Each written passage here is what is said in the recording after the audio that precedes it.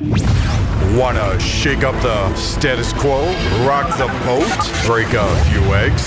Well, you've come to the right place. ChaoticRadio.com.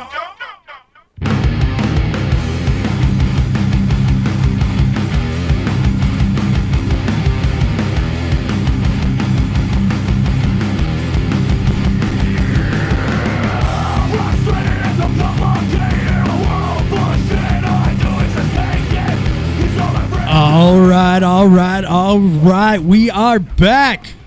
Heel Talk Radio on ChaoticRadio.com. I am your most excellent host, the 5-card stud, Jeff Maverick. And with me, back from Los Angeles, watching the Lakers finally win one. Nice. No fucks given, Cole Dawson. Yes, sir. And how was your week? My week was very uneventful, actually. Lots of work, lots of being at home playing video games. Yeah, I did that. Well, see, I had that because I had the opposite problem. I work outdoors, and this week in Southern California, there was this watery stuff falling from the sky, and we can't do anything when it's when there's a torrential downpour. Yeah, man. I mean, that was like out of nowhere. Here comes El Nino. Yeah. Like, literally enough in the last, 2 weeks that our drought is pretty much over for, 70% of the state. Awesome.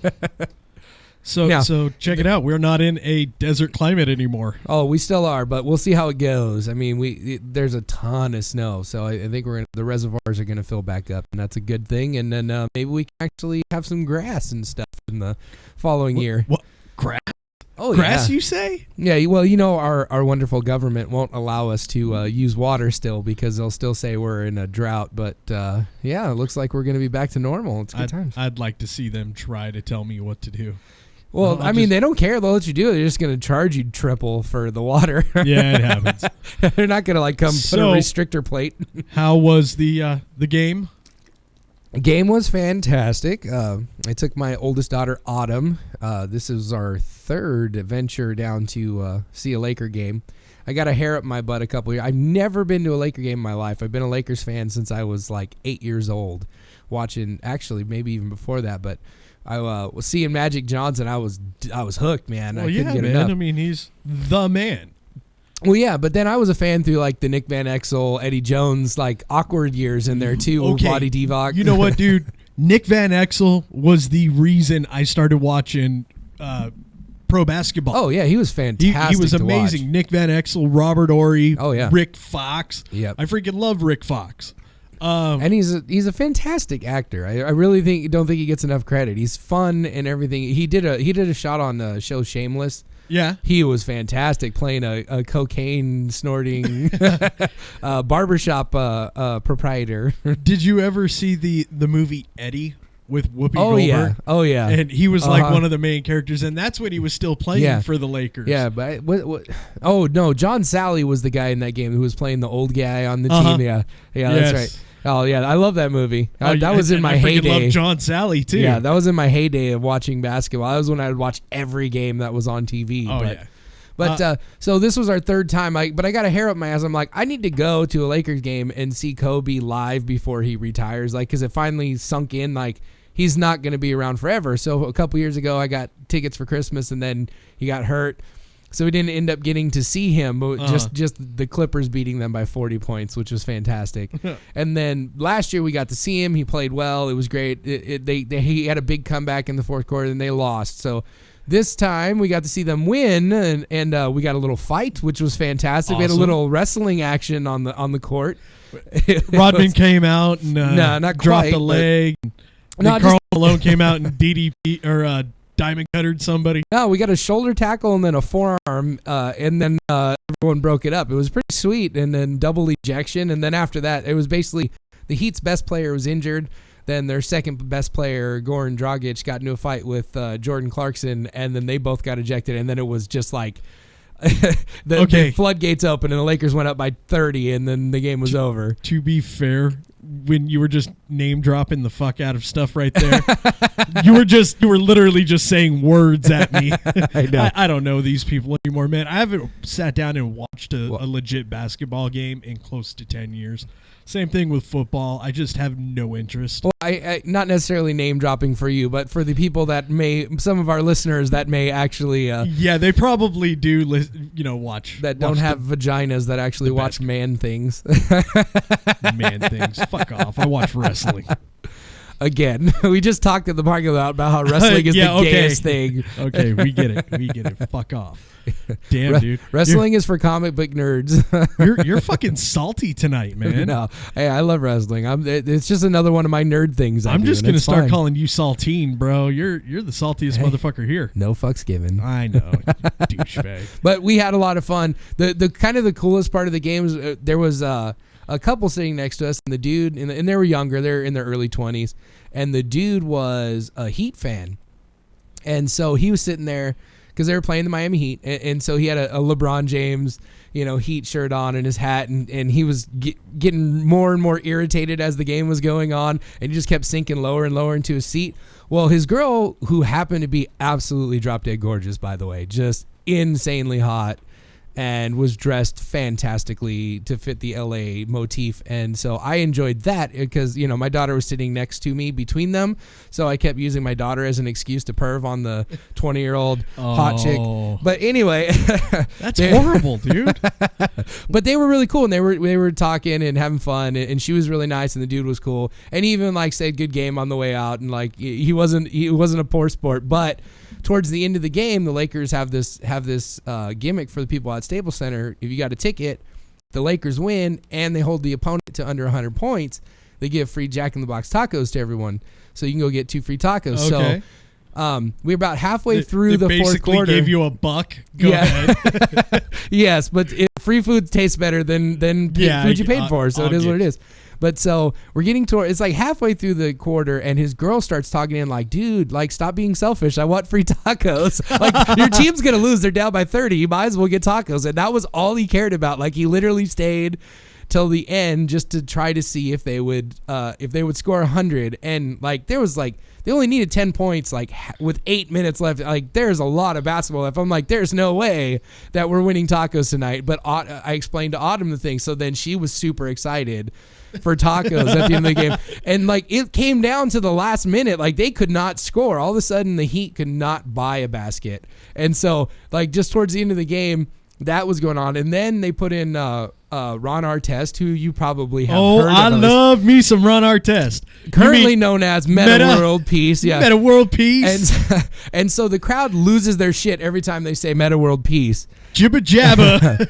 Kitty cat. Yeah. And so it was really cool. Oh, hey, look, it's about fucking time, Batman. Oh, our mighty co-host is walking in the building, ladies and gentlemen. He had a little bit of traffic. This guy was not Ron Time. No, he was not on Ron Time today.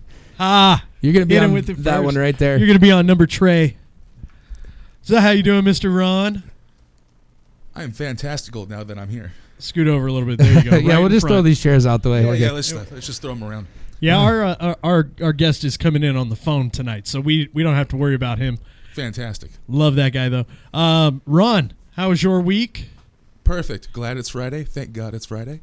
Okay. Yeah, but we don't get no Urkel. No. No Urkel, no step-by-step. Not anymore. Damn it. That's a show that they need to fucking bring back on Netflix. Did I read somewhere that they're trying to bring back TGIF? Thank God on TV? They have brought back TGIF, but it is not the TGIF we knew and loved. No, I know. It's obviously new shows, but our TGIF was fun, wholesome family comedies. The TGIF they have now is Grey's Anatomy, Scandal, and How to Get Away with Murder. Yeah, see, that's Stu. It needs to be comedies for sure. Oh, definitely. Modern Family type shows would be great for TGIF. Dude, that show's my jam right there. Oh, I love that show. Al Bundy, but more mature. It's great. He is awesome.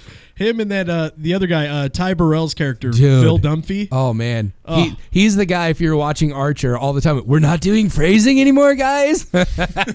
Every show, he says the most inappropriate thing ever. It's great. Yes, I know I'm way behind, but I just recently finished The Office, and oh nice. Now I'm about to finish Parks and Rec. And Parks and Rec is amazing. Never watched a single episode of The Office. Oh, you'll love it. I hear it's great, but it wasn't my jam. Not because of Steve Carell, because I love Steve Carell.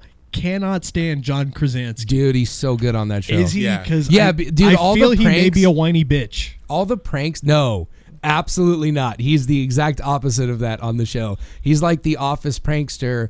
And there's a character on the show, Dwight Schrute. Oh, that's yeah. Rainn Wilson. Yes. I know Dwight. He's amazing. Okay. He's the best part of the show, but he's like one of those guys that doesn't have a sense of humor really. He's like really literal about everything. So they mess with him constantly. He's like that dude who's like the good employee who always shows up on time. And Have you seen the movie, I want to say it's called Superhero with Rainn Wilson? Super. Yes. Super. Yeah. Yes. Have you seen this flick? No. Basically, Rainn Wilson, super nerd, Uh-huh. decides to become a superhero. Great. And beats people about the head and shoulders with a wrench. Shut up, crime. That's amazing. No, And gets to bang Juno. sweet. She rapes him. No, I've seen the other Nice. movie that he's in where he's like a rock star, where he thinks he's a rock You mean star. the movie yeah. Rockstar? Yeah, is that what it's called? The rocker. The Rocker. Yeah. Okay, yeah, I've seen that one. That one is pretty funny too, but Sorry. The Rocker, the Spocker, the and Shocker. the shocker, this guy, Sorry. this guy. I prefer the penguin. Oh. We call that the Muppet. Oh, okay, You know. whatever you want, or the bowling ball. That's Bowling. that's how I roll. Ventriloquism. The bowling ball. You just Yeah. gotta do it. You just gotta make them talk. All right. So that escalated rather quickly. Let's go ahead and Good thing- let's steer that boat back to Good thing we're streaming on YouTube now, right? Mike, are we streaming on YouTube? Yes, we are. All right. Hey, everybody Oh, on good. YouTube. So they got that inappropriateness. That's fantastic. Yeah. All right, Ron, turn around and say hi to YouTube. Hello, YouTube. Yeah. All right. So there it is. Yeah, so now you guys can watch us as well as listen to us. Although I feel like if they turn us on the TV, they might turn us off. They and then, might. In fact, I almost guarantee it. Our show is 1 metric ton of sexiness. So, I can see that. yeah, Yeah, we got bodies for radio, gentlemen. definitely. And apparently the back of heads for YouTube. Nice. Do you have one of those smiley face creases in the back of your head, Ron? Oh, I ought to. Do that'd be you? Because great. my brother, he's not my real brother, just my best friend, 6'7", 385, and he's got the rolls on the back of his head to where when Nice. they get together, it looks like 2 eyes and a smiley face. Yes. Nice. It is crazy awesome. Looks like a pack of hot dogs. The neck, Oh, the neck yeah. does. Yeah. But yeah, I Nice. love that guy, Big James. He's probably listening to us right now, so I'm gonna get a good thrashing when I get home. It's all good. It's all good. We're all fat here, so it's okay. Yes. That's what so that he feels better. That's what my stomach looks like now when I sit down since I had the weight loss surgery and like I got this extra pouch here, so I got like the smiley face stomach going. Okay, on. I gotta ask you: is it like Adam Sandler in Click? It- Can you flap it? It's not that dramatic, but I got a little bit of that going on. Okay. I got a little bit of that going on. But that's Well, you know, let's- loose skin does that. Let's go ahead and since we are on a wrestling show, let's gear this towards wrestling. Ron, I hear you have a match coming up soon. There will be an appearance coming up at AOW. Okay. Yeah, their yearly show Unleashed is coming January 22nd, and yeah, you Okay. better be there. Plain and simple. We got Mike Knox versus the new heavyweight champion. I was gonna Bad throw Dude that Tito. out there right now, dude. I love Mike Knox or Nux if you were a Aces and Eights fan. I don't think there are any out there He prefer other yeah, than myself. Yeah, I you do. I probably love prefer not that. yeah. I personally, I liked the Aces and Eights at first, but Well, yeah, it was a good idea to begin with. and then Tito, Tito, he is what he is, man. That guy's a bad dude. Tito's kind of fun to douche. watch. I'm a Yeah. fan of Tito. Yeah, he's been around for a long time too. Yeah, and it makes me think, why not more? Why? I mean, he's only getting booked in like 2 different places right now, 3, and it's kind of bugging. I should probably turn man. it down. Party Boo. foul. Party Hey, foul. wait, Weren't yeah, she but we giving me shit got last week tweeted, about this? so Oh, someone tweeted about us. That's fantastic. we got tweeted. We probably Hey, got shared by some of our super loyal fans on Facebook. Yay! yeah, man. I freaking shared a tweet for the first time in God knows how long, and Awesome. it went freaking it's hit at least 300 people now, so I'm good with that. It's So reaching. that hopefully those 300 people are listening to our shenanigans and hijinks. You're reaching people, bro. Hey, It's what I do. It's what I do. I used to think that like a couple hundred people were fantastic until my sister had a Vine that got posted and it had like 3 million views in like 4 hours. Then I was like, okay, All right, to be couple fair, hundred your people. sister's way hotter than us and does way cooler shit than we do. Fair enough. Fair enough. I mean, that is what it is. Your sister's goddamn Candice LeRae, Yeah. the most famous women's wrestler Not, in the world. Not in WWE. Yeah. She just got to wrestle the I can't think of the name of it, but the doll, the wrestling doll. I saw the picture. Yeah. What is that, Yukuri or some Yes, shit yeah, like that? yeah. The one that... Oh, wait. No, we're talking about the one that's DDT Pro. currently touring with Grado and Colt Cabana. Okay. maybe, but yeah, as my sister got flown, they paid for her flight to fly her halfway around the world to pay her $200 to wrestle, to fake fight a blow up doll. Is basically her life right now. That is legit, dude. I mean, come on. But I bet you she made that fucking doll look great. She put that doll over like $1 million I'm fucking sure bucks. she did. I'm sure she did. She probably turned down a handful of its ideas too. Fucking no sold the choke slam. Like, we're not doing that, doll. That's stupid. To me, like I feel like it's a little bit of an honor to get to wrestle the doll because like you can't put a shit wrestler in with a doll and expect the match to be entertaining at all. Well, Like, yeah, the amount of trust that goes Yeah. into, hey, we're gonna trust you to wrestle this inanimate object Yeah. and entertain our thousands of people doing it. Yes. Yeah. Well, not everybody could be Kenny Omega, but your sister Yeah. pulled it off like a fucking champ. Well, Yeah. yeah, because the three I know that I've seen do it, or now, well, I haven't seen Candice do it yet, but the two I've seen do it is Kenny Omega and Kota Ibushi. So what Yeah, a exactly. lineup to be Yeah. standing next to. Good for her. Yeah, Right? Exactly. Speaking of that, did you finally watch Wrestle Kingdom yet? I saw the main event. Okay, so you did finally watch Okada and Omega I saw that match. Awesome. put Yeah. on a fucking clinic, right? I want to see the rest of it though, because I need to. It is airing. I will DVR it. I have it set up. They're breaking it up into 4 parts and putting it on Access TV, and it is set on my DVR to record, so the whole show will be on. Awesome. I have looked up a tutorial on how to sign up for New Japan World because that is happening. It is Yeah, so sweet. happening. Oh, after that, you definitely have to. That match was just text Vince. Vince is already signed up. Really? Yeah. He needs to put a YouTube video out there. dude. That match was off the fucking chain. I actually watched it again at work the other day. Yeah. Normally, and Cole here will attest to this. He and I usually shit all over matches that do like the 6 of the same finisher to beat the guy. Just ask any Rock Austin match or just watch any Rock Austin match. Yeah. And yeah, those I'll matches, totally go and ask a Rock Austin match that. go watch it. Sorry. Yeah, it's been shit all over on by us. Yeah, but that story was told very Yeah. well physically, and I was okay with the how many times he. I don't know the name of the move, but he clotheslined him so many times to beat him. the Rainmaker. Rainmaker. Yeah, the Rainmaker. So good, and I always Yeah. go to the wide angle shot. Oh, so good. Oh yeah. Okay, so really quick tidbit. If you are a Tekken fan, the new Tekken game comes out, and King, the dude with the tiger mask, is going to be dressed as Okada.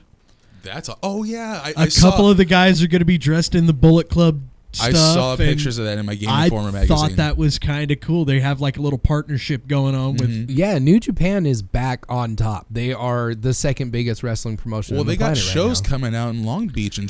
July. So Yes, they're We're going. Yep. We're going. Okay. They are talking about doing one of their major events there, part of the G1 Climax, which is fantastic. I mean, it'll be insane to go to. It's the premier heavyweight tournament of the year. So start applying for media passes is what you're saying. Okay, Yeah, got good it. luck with that. Got it. No, Yeah. no. It's gonna happen. Cool. I will apply for them, whether or not we get them. Yes, you might as well. You might as well give it a shot. I'm really bad at getting PWG tickets. So I don't even know if I'm going to go to that one. Bro. I went. I have gone a few times, and those shows are always amazing. They're some of the best wrestling that you will see in Yeah. Southern California. Well, I got a Plain buddy and that simple. lives on the East Coast. That's just he only knows WWE, Yeah. and he's a party guy. I was like, dude, like we got to go to a PWG show. You haven't even seen wrestling yet. Yeah. Bro. So I'm trying to get tickets to any of them because you could really just go to any of them and just know. What Oh the yeah, hell's it's up. gonna be great. Well, okay, so here's what you do. Talk to Hot Tub Guy I know that guy's been sucking off somebody to get tickets to all these damn shows. No, you know what? Just They do the online. He probably sits like this is if you want to be guaranteed to get PWG tickets, you have to be on your computer and make sure that you have like seriously fast internet. And as soon as they go on sale, hit enter and get your tickets. Like that's they sell half their tickets. I think it's about half, roughly. I think. Online, and then you just have to get there 5 hours before the show if you want to wait in line. Well, to get the a last ticket. the last few shows they haven't even been doing at the door tickets. Oh, really? Good for them. Because all their shit sells out online, like within days. Well, That's awesome. Usually the 200 tickets sell out within hours. Yeah. Like they're insane, and it just I can't believe they won't find a bigger venue. Like it's absolutely insane to me. They could easily double their audience there live, but I understand kind of the logistical things. They have a perfect, it's perfect there for them. They can do whatever they really want, is. and it's great. But seriously, man, you can like triple your audience quickly. Shit, dude. IWL did a show at the VFW in Monrovia. Mm-hmm. We lit Eric Cross on fire. We were never allowed to come back ever again. I have seen people get lit on fire in that PWG ring at the VFW in Reseda, and they are welcomed back with open arms. No, as I say, they literally can do no wrong there. That's pretty much what it is. What venue is going to allow them to be them? Well, but they don't do a lot of stupid shit. Obviously, if you're going to have a guerrilla warfare match or whatever, that's fine. But just for your big shows, the DDT and Battle of Los Angeles, like do those at bigger venues so that more people can get out and see your product. I definitely agree on that one, man. I've been wanting to go to the Battle of Los Angeles for the last few years. Have not been able to go. I went to like the first 4. I was able to go to the DDT though, which is always my favorite show because, as we know, I love tag team wrestling. Yeah. So tag team tournament, fuck yeah. And you're talking about like the 16 best wrestlers that you can find on the independents, and they put them in a tournament. 2 It's days amazing. worth. Yeah, 2 insane. days. But my favorite thing at PWG does, and they don't do it as much as they used to, is the crazy clusterfuck 8-man or 10-man or 6-man tags that they just go insane and let the guys be artists and do whatever they want and explore, whatever it is that they think might be entertaining and get over. I wish I could go to PWG all the time, but like the only time I ever go to PWG now, because basically at this point in my life, I refuse to pay to go to anything but WWE and only to take my kids.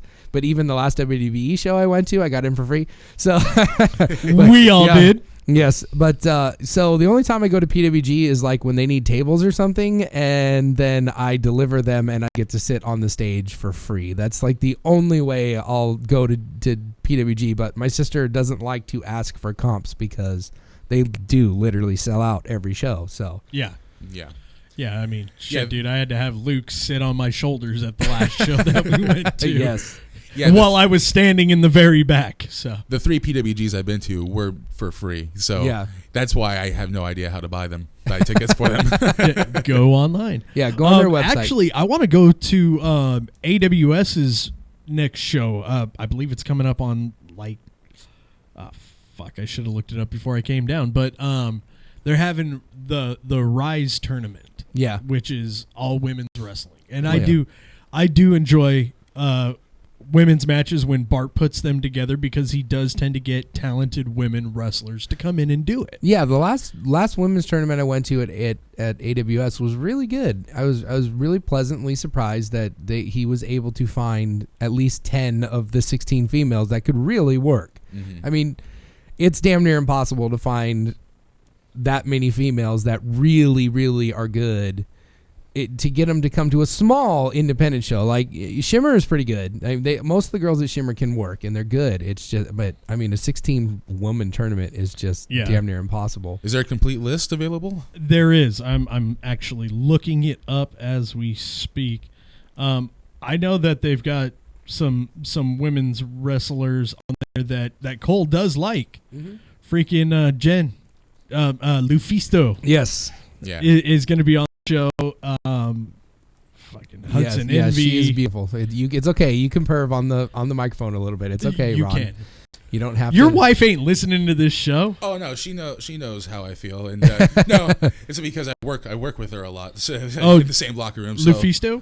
being respectful, but Bro, she is beautiful. It's okay to say she's beautiful. Just don't say, God, she's so hot. I want to like put things in her butt. That's Oh. when we go disrespectful. And I'm not saying that God because damn it, You Ron. did say that. I'm He not. did say that. I'm not. I'm just as an example. I would not be disrespectful to her because she's had some fantastic matches with my sister. No, yeah, she's and- brutal. She lays her shit in, and when I see her work at AOW, it's like, ow.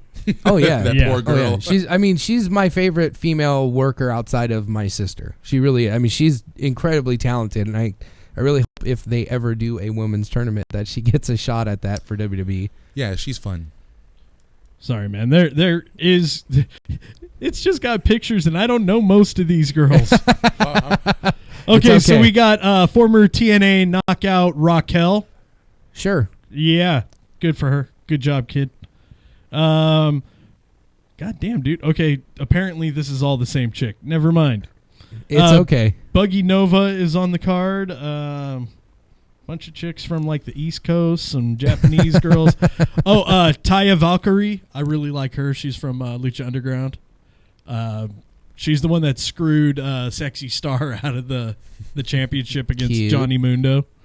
And I think she's taken on Ruby Oh, okay. Reyes. Yeah. And she's always fun to watch. I like her. Yeah, She's a good friend of mine. Another woman that lays her shit in. And Oh, is yeah. completely Oh, she's brutal. fucking brutal. Yeah. Mhm. Last match I called of hers, it was her and Laura James in a mixed gender 4-way tag team elimination match. Nice. They were going against B-Boy and Mantis. Nice. Tag Game Strong, which is Leo Blaze and Cedric the Hitman. And then, I really like Cedric the Hitman. oh, dude, that guy is so good. I really like him. Like, I don't know a lot of the guys, but he's one of my favorite because he, much like our guest tonight, Famous B, I've only seen like a handful of his matches, but he's really, really entertaining. He actually gets it. Yeah. You know, he actually gets the business, not just that, oh, I'm supposed to go out there and wrestle and Yeah. work. Like, he gets that it's a show and he's entertaining, and I love that. When It's he a was working Marquez's shows, the Uh-huh. championship. Yeah. he was more of like the kind of enforcer, you know. Well, of- yes, but he was still doing the gimmick, and the gimmick he was doing there was fantastic. Yeah, I really, really like him. He gave me at the last show that I worked with him. He gave me a lot of pointers. Uh-huh. He's definitely one of the vets that likes to take new guys and try to. Which is good. I Trying to tell them what's really up. like to see the guys doing that. Yeah. The problem is in SoCal a lot of time, and Ron has witnessed me running into this, is that a lot of the guys, they don't think that if you're not like Joey Ryan, that you're not better than them or you're not above them, and Yeah. so they don't want to hear anything you have to say. Yeah. So Well, I mean, you gotta listen to people that have been there. yeah, You know. the best advice I ever got when we did the show with Lanny Poffo, he said, watch everybody. That's how you learn how to wrestle. Don't just watch the good ones. You need to watch the bad ones too, because then you learn what not to do. Yeah. Yeah. Exactly.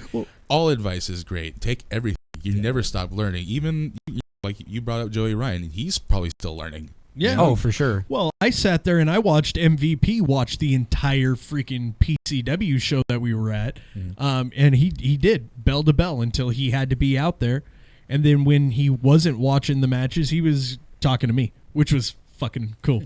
But he was giving me pointers, telling me how to do my interviews, how to make the guys look big and strong, you know, compared to me, who's not big or strong, supposedly. Yeah. Before his re-signing, Brian Kendrick did a handful of AEW shows, and like every time, no matter how big or small they were, he would be at the curtain watching every match. And when you walk behind the curtain, he had something to say, good or bad, to everybody. And I thought that that's was good. awesome. And Yeah. makes me want to do that. You know, I'm nowhere near Kendrick, but I definitely want to pass on knowledge Yeah. of stuff Yeah. that I see. Well, we need to get you booked in more places too, man. You just driving out to the desert, dude. I love you. You know I do, but I don't want to drive out to the desert to watch you fucking wrestle. Oh no! If I was hunting bookings down, I'd be working elsewhere. But Yeah. I got my little corner. Yeah, No, yeah, good. yeah. Let's branch you out. You could be bigger. Yeah, but then he has to work harder. No, it's not. I'm the same boat as him. Like I'm not retired by any means. Just nobody calls me. So I'm not gonna go look for bookings and beg. And I'm not gonna fly myself. Like there's some guys I know that like literally fly themselves out to places to beg for bookings, and it's like, dude, it's a business. That's great that you're getting your name out there a little bit, but you're not gonna make any money. Like I'm sorry, you're not making money on wrestling if you're just running around being a whore. Like if people want to call you and want to book you and want to pay you, that's great, but don't work for free and don't go around begging for shows. Like I understand when you're 2 months into the business, but like people know who I am. I think they can call me. If you have the means to do it, I think the best advice ever is that you want to make it, get out of SoCal. Go wrestle everywhere else. If you can, even if you do like front most of the money to get yourself out there. Oh no, but that's different. Because if we moved to the East Coast and we wanted to tag, we could make a living. Like we know enough people, we could go and get booked on the East Coast, and we could get 5 shows a week, and we could scratch by, and we could buy rent a house with 2 other wrestlers, and we could get by, and it'd be fine.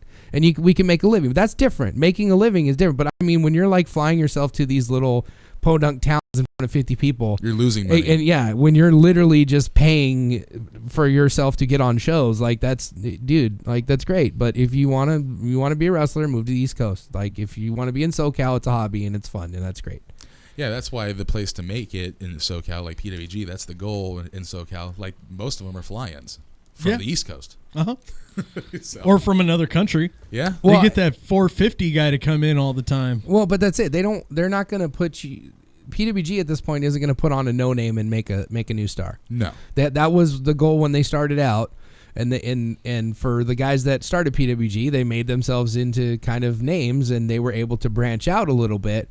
Basically, all the guys got tired of getting overlooked and not being on the PWI 500 and wanted to be on the damn PWI 500. So they made their own promotion and flew in AJ Styles and Christopher Daniels and booked and went over on the guys and looked good. And so they got to be part of the world of wrestling. And a lot of them, it's led to bigger and better things. And I'm happy for them. But yeah, it definitely worked. Before that, like all the big guys that were here, like Reyes and Rocky Romero and B-Boy, like a lot of those guys just moved to the East Coast because they wanted to be professional wrestlers, and that's what they had to do. So, yeah, but they're coming back and they're passing their knowledge on to the newer generation. They do, and that's why I was so fortunate to get to train with Reyes. Like I was there on a weekly basis watching, just watching him train at Bill Anderson's over in the IWC way back in the early 2000s. And I passed a lot of that knowledge on to our training classes when we were training. And I mean, learning under Reyes is just incredible. That dude knows his shit. It's intense. Yeah, he's intense. And then Rocky Romero is a little more laid back, but he's super knowledgeable. The Cubanitos in training, it's like good cop, bad cop. Rocky Romero's good cop, Reyes is bad cop. Yeah. I don't care how fast you are, you can do this. Oh, come on. He can't, though. Yes, he can. Oh, come on. But then you end up doing it. You just got to try, bro. Yeah. You just got to try it. That's what Jesse's like, brother, you just got to try it. Brother, come on. You just got to try it, man. You can just try it one time.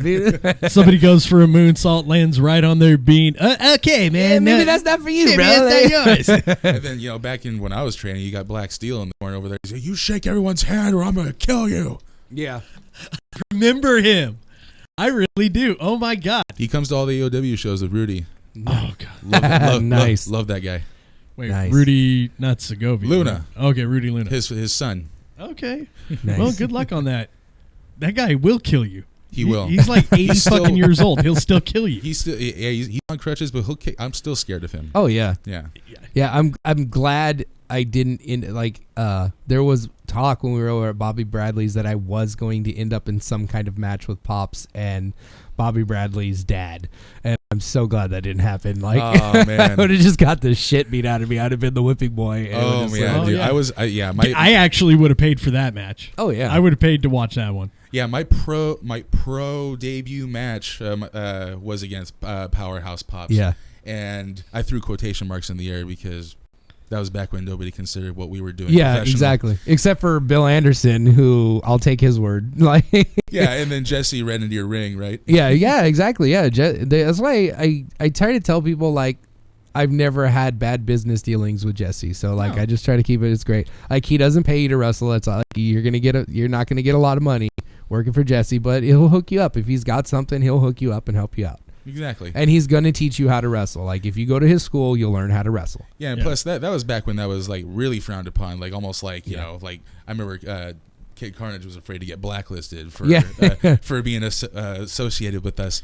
Like he would keep my he would ask me to keep my card results under wraps. If it was involving him, and but now like with the rise of the Young Bucks and like CM Punk's DVD and the Hardys, exactly, and like the way the Hardys made it. Now it's cool to like start your own shit and like look at Santino's. The Santino's started in a backyard behind a house, and now they're one of the most respected schools in SoCal right now. But let's go further back. The dungeon was in the basement of their house. The Guerreros trained in their backyard. Like this is how people do it. Mysterio trained on a fucking cement boxing ring. Yeah, exactly. Yeah, there was no shame like in having a ring in your backyard and hiring pros to come train. Yeah, exactly. And I never was ashamed of it, and I never have hidden from it. But yeah, but to the at the time, yeah. Well, but that's at the time there was like backyard dogs, like all that backyard wrestling crap was popular at the time.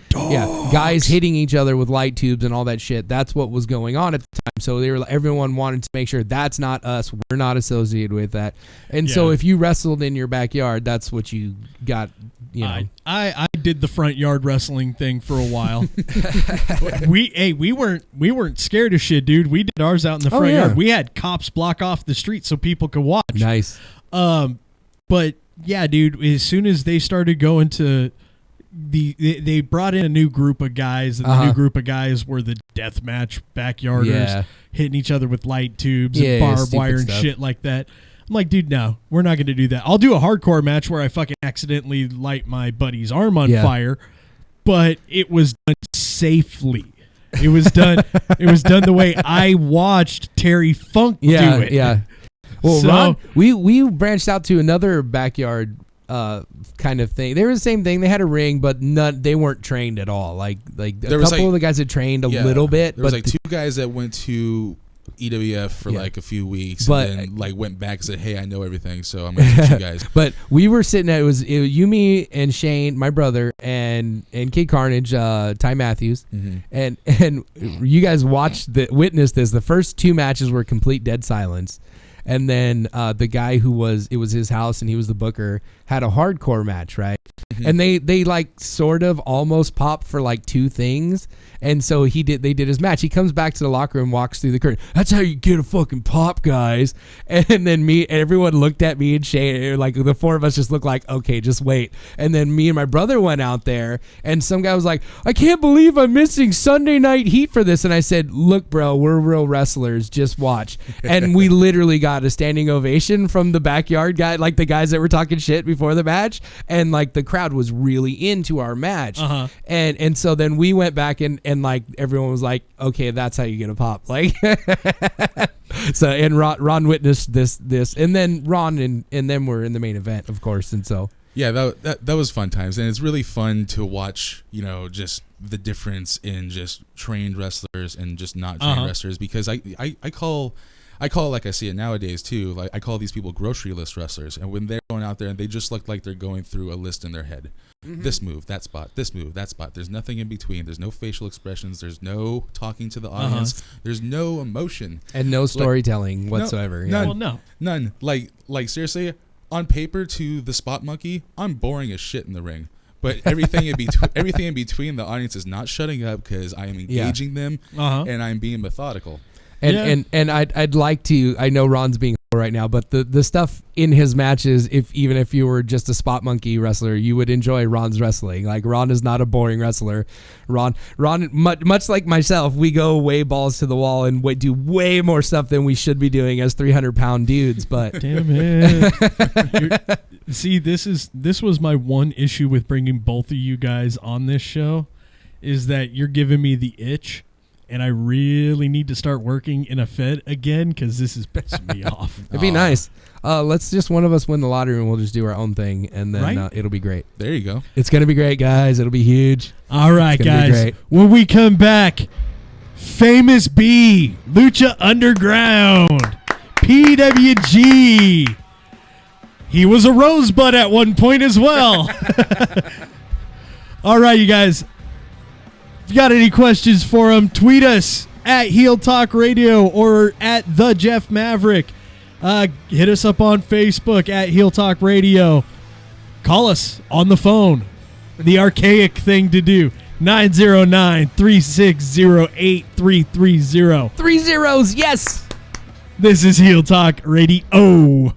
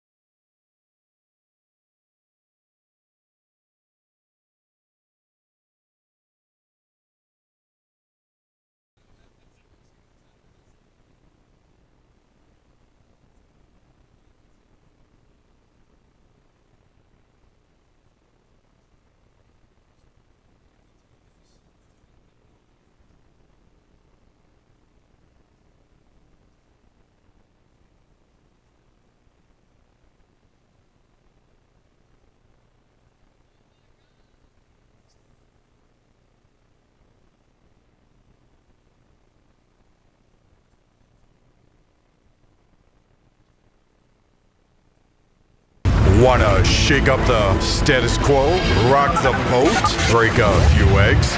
Well, you've come to the right place. ChaoticRadio.com.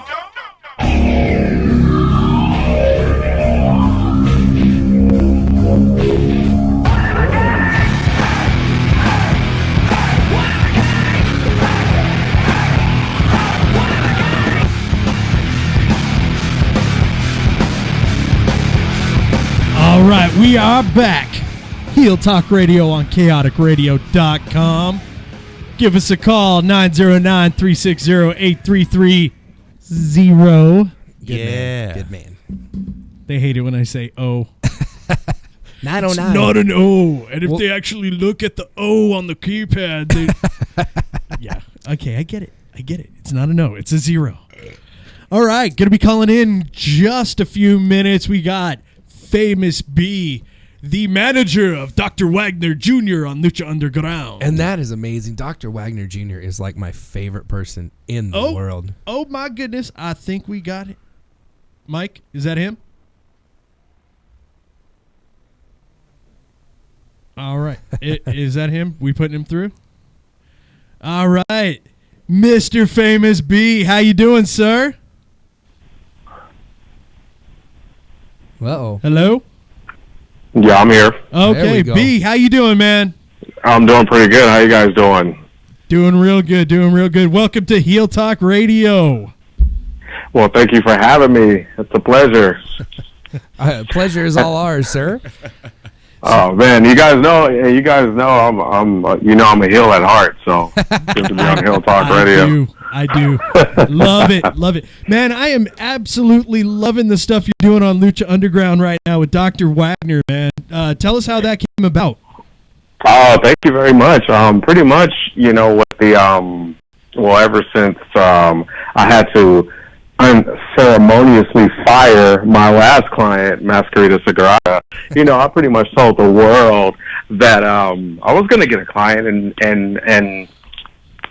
we're going to go to the top. And, Dr. Wagner is just one of those dudes that it was a situation where he hadn't been in a temple yet, and he was coming in, and what better way to shock Ultima Lucha by having him debut and pretty much cash in on Son of Havoc's successes.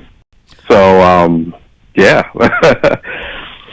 Oh, man, and I really enjoy watching Dr. Wagner work, man. That guy he's a freaking legend down there in Mexico. Bringing him up here to the States, having him kick some ass in the temple. I mean, it's kind of a dream thing for me, man. Oh, absolutely, man. He is a legend, and it's very fitting. It's very fitting that right now, to have him come out and do his thing right here in Lucha Underground and Temple, and and it's one of those things where simultaneously it's like Lucha Underground and the amount of noise that it's been making ever since its inception, and having the good old Doc right on board with us, it's one of those things where it's like a match made in heaven, That's awesome. Yeah, Ron here, by the way. And, one of my favorite things I've seen of you is the infomercial. That promo that promo is incredible. Take me to that day. Whose idea? How did it happen? 4, 2, 3, get fame. 4, 2, 3, get fame. That's that's the genius of Chris DeJoseph. That was one of the things that heading into season 2. After season 1, and just one of those things where we're pretty much figuring out different character ideas and things like that. He pretty much told me like this was the idea and this is where he wanted to go. So that's cool. Yeah, they came up with that for you and just kind of packaged it for you. That's awesome. Right, exactly. So yeah, man. So it came time to shoot the vignettes, and we sat down beforehand and we talked about it, and a lot of the energy and excitement too. Also, the idea was Chris DeJoseph's, but a lot of the energy and excitement came actually as we were shooting it. From our director Skip Jason, who's fantastic at just pretty much giving the vision of what they're foreseeing, and it's up to the talent to go out there and just deliver it exactly how it's being presented to you, and that was my interpretation of Chris's idea. It was delivered very well, but I gotta ask, if we call that number from the radio station, will this radio show get famous? Absolutely. See, that's what we need, man. We need the hype of Famous B to just come and take this show to the next level, like he did with Lucha Underground. Which that's when I started watching. It really kind of surprised me that they brought you in as a manager, though, man, because you are amazing in the ring. The match you had with Willie Mack at the IWL show a couple years back, dude, was just phenomenal. And that was something that they dropped on you like last minute. Yeah, it was because actually we were going into that show anticipating being tag team partners, as we were on a tag team run. Yeah. During that time, and I think, if I'm not mistaken, we were scheduled to face the Suburban Commandos, but I don't know what happened. They couldn't make it, so Vic was like, okay, yeah, well, I guess you guys should just fight each other. So it's like, the Mega Powers explode in 20 minutes from now. You never know. You never know. There's something there, though. You know what? When it comes down to B and Mac going at it, there is just something there. There's chemistry. Those two guys, whether they're on a team together or fighting against each other, I mean, it's always kind of something special. Right. I meant Famous B on Lucha Underground. We could see him as a wrestler sooner or later. Well, okay, and that's what I wanted to ask you about. Your unceremonious departure in the Aztec battle for Lucha Underground. The Aztec Battle Royal Season 1? This last one, yeah, where you kind of got your ass handed to you. Gotcha. This one, okay. So what happened there, man? I expect you to get in there and finally show the Lucha Underground crowd, what Famous B is all about. It was one of those things where, I got caught up in the moment, and, I had a ticket, into my first Aztec Warfare of the three, and I was excited, and I got in the ring, and I looked up, and unbeknownst to me, who am I standing across the ring with? None other than Rey Mysterio Jr. And right there, a little starstruck, right? Just a little bit, just a little bit. But I had to, pretty much give him a hug. Did you give him your business card while you were in there? I did. Awesome. After doing a little twirl and handed it to him, and only as Famous B can in Famous B fashion, and I had to tell him, like, look, man, it's me and you to the top, baby. All you have to do is call 423, and he had other plans because he told me no. How about 619? Oh, dude, that sucked too, man. I wanted to see you go ahead and go through and maybe take that title off of Morrison, or Mundo. Can't call him that other one anymore. Might get sued by the E. Yeah, right, Mr. Mundo. Yeah. That guy.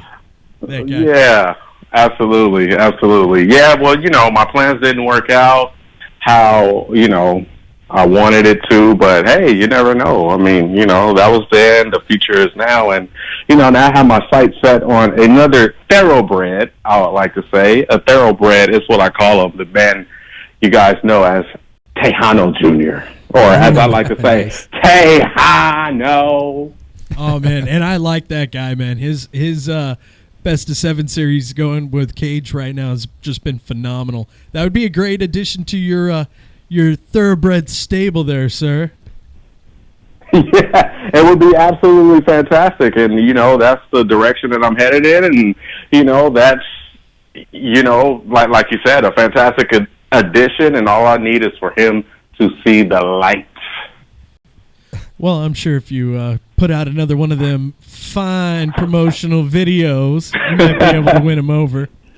Yeah. Oh yeah, most definitely. I have a package that I'm putting together for him. Let's just leave it at that. Yeah, I need more of those in my life, man. Yes, Ron needs a big package in his life. Is Yeah. what he's saying. But yeah, we got this is Cole here. I just wanted to say I saw you when you were very first starting out a few years ago now, and I knew immediately that I said this guy's got it. He's going to be a star. And the thing that caught me first was that you weren't just going out there like we were just talking about grocery list wrestlers going out there doing, oh, I got my thing, but you get the business. You understand that it's a performance. It's not just an athletic display, but it's a show, and you got a character. What inspired you to come up with your character when you first? I mean, what inspired you to get into the business first? And then who were your inspirations in building the Famous B character? Fantastic questions. Well, what inspired me, first of all, I must say and make note of that I've been a lifelong fan of the business of professional wrestling, ever since I was a little pup running around. It's one of the first things that caught my attention, my knowledge of the business dates back till about, the mid to late 80s, just as long as I can remember what a TV was, I was watching professional wrestling, and it's one of those things where, subconsciously, a lot of the things that I've seen, from the various performers throughout the years was pretty much, embedded in my head. So when it comes to characters, when it comes to the entertainment aspect of it, it's one of those things where it's like, okay, this is how you do it, you know what I mean? And, it wasn't until I actually got into the business and started learning the maneuvers and things like that, or just, ring etiquette, bumps and different things like that, I was able to put it all together and kind of come up with my own, spin on what my character would be, and coming from the Santino Brothers Wrestling Academy, it was one of those things where as I was going through training and when it came down to character development, we pretty much had the green light on, okay, well, it wasn't going through training, it's like, this is what we see for a character for you, or this is the direction we want to go with you. It was like, no, what do you see? You know what I mean? And, Famous B pretty much was, the concept that I came up for myself, because it was one of those things where, I always saw myself on a stage. I always saw myself doing something in the entertainment field, one way or the other. I was very heavily into music and things like that, during my high school years. And, I just kind of put it all together and kind of just came up with a hip-hop, cocky, brash kind of character, because, ultimately that is me, and of course we all know wrestling is, an extension of who you are as a person, just cranked up times 10. So I just put the best of all the worlds that I like, or that interests me, all together, and man, mixed with the passion that I have for the business, the conviction that I had, just going through training and just kind of understanding and feeling like this was natural and meant for me, to be in, and just feeling like, okay, I finally found my calling, and just all the things rolled into one pretty much is what makes Famous B. Awesome. Hey, Mike. We Getting some weird feedback. Yeah, that was kind of weird for a minute there. So you said you went through training with Santino Brothers. Do you remember who else was in your class? Oh goodness, yes. Ray Rosas in my class. Yeah, it was a really good class. I remember he was. Where did Peter come from? Was he around then? Did he go to Santino's or? He was around, but he did not come from Santino's. I believe he was training with Joey Ryan over at Mach 1. Yeah, I think so. But that was a good group just in general for Southern California right around that time. A lot of you guys came up at that time. Were really good, and I was actually really excited for the future at that point, because I mean, you and Peter and Ray Rosas are absolutely fantastic workers, and it definitely probably the best three we've seen in quite a while. Who else? Thank you. Who else out there have you seen recently that you think is going to be good in the upcoming years? Oh, just in general? Yeah, in Southern California specifically. Oh, SoCal. Oh, goodness, there's so many. Definitely Tyler Bateman making a lot of noise right now. Doug James, another cat that's, up and coming from Santino Brothers Wrestling Academy. Yeah, he he's showed us last week. he was supposed to be our guest last week, and with his birthday, he got caught up in the festivities. Really? Yeah. Oh, well, maybe he's too famous now. He is, man. He straight no-sold us. Wow, interesting. So, well, yeah. And so who else were you thinking? Oh, Jesus! Like I said, so many good dudes. I mean, you got Andy Brown, Adrian Quest, Bateman, as I mentioned. Not to mention Ray, who's still doing his thing, and there's just so many good guys right now, man. And the future is looking bright for SoCal wrestling. Mixed in with a lot of the veterans. Yeah, Benny's I'm still getting out up there. myself. Yeah, Benny, Joey Ryan, Scorpio Sky. I'm getting up there myself. I got to mention Eli Everfly. He's another good one coming up. So we got some standouts. Yeah, for sure. I think I'd like to see another big Fed pop up like PWG did years ago, so we could feature some of these guys. It'd be fantastic. But We got Lucha Underground now.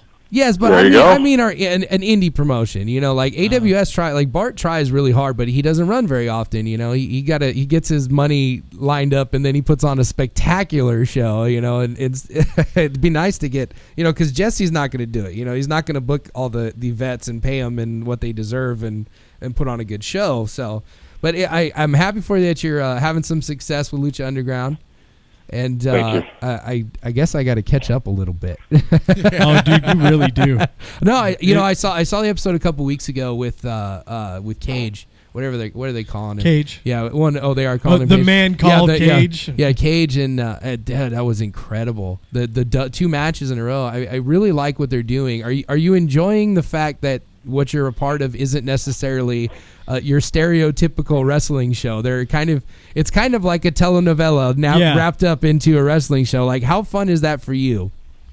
Oh, it's extremely fun. It's extremely exciting. It's extremely challenging and rewarding at the same time. It's one of those things where, for me, it's great because you get to, I get to display a different side of me that I couldn't particularly display, just with independent pro wrestling in general, in terms of acting and working with the Hollywood production and working with the, various, directors that, we work with, and just it completes you all around, and it pretty much gets you ready for the television industry as a whole, as opposed to just not only the pro wrestling aspect of it. So I feel like I'm learning so much, and I feel like I'm developing more so as a character, but not only in the professional wrestling world, but like I said, in the television industry as well. And I think that it only just makes who I am as a performer just more well-rounded and just more comfortable in my role. And who knows, it'll probably lead me to branching out and doing more different things outside of the wrestling industry. I'd really like to see you make a guest spot on From Dusk Till Dawn, man. Tell me that wouldn't be badass. You come in as this like cocky used car salesman, and you end up being a fucking vampire. And you know what? That would be super cool. I think that would be badass. That would be super cool. Man, maybe I could channel my inner Eddie Murphy and be a vampire from Brooklyn, but vampire from Compton instead. There we go. You'll be Fang Miss B. Fang Miss B. Ron with the pontification. Or how about Zombie? Yeah. See, there you go. I like that too. You could be the ghoul, Yeah. Dude, yeah, you know what, man? You work for Robert Rodriguez now. Make that shit happen, bro. Robert Rodriguez Absolutely. needs to call 423-GIVE-FAME. That's what I'm saying. Give my boy from Yeah. SoCal some love. Yeah, absolutely. Well, definitely this year I am focused on, just doing different things like that and, branching out and just displaying my talent in a whole new light in addition to professional wrestling. And, it's one of those things where, just everything that I've done in Lucha Underground has inspired me to do so and want to take a leap of faith and go out and get myself out there and, just utilize all the skills and the talents that I know I have, that I know I possess, that maybe others don't, and put myself in a position to display that, and to get me a new batch of fans, and just utilize every skill and talent that I have to the best of my abilities. Well, all of us over here at Heel Talk Underground, we're behind you 100-fold. Heel Talk Underground. Good Heel job. Talk Sorry, man. He didn't even know the name of his own show. That's I mixed- fantastic. No, but it's Two of cool them. because see, I inspire you guys. To now we have a new persona. Now you guys have a new name. Now you guys have a new alias. There we go. Yeah, next week we're going to be famous Heel Talk Underground radio show. There you go. Mundo. See, hey, Gotta add hey, the Mundo at the end. Yeah. Yeah, see how I rub off Dude. on the world. On the world, man. Especially our 300 and something fans, man. They're all excited to see you. We got that thing retweeting all over everywhere on the Twitterverse tonight.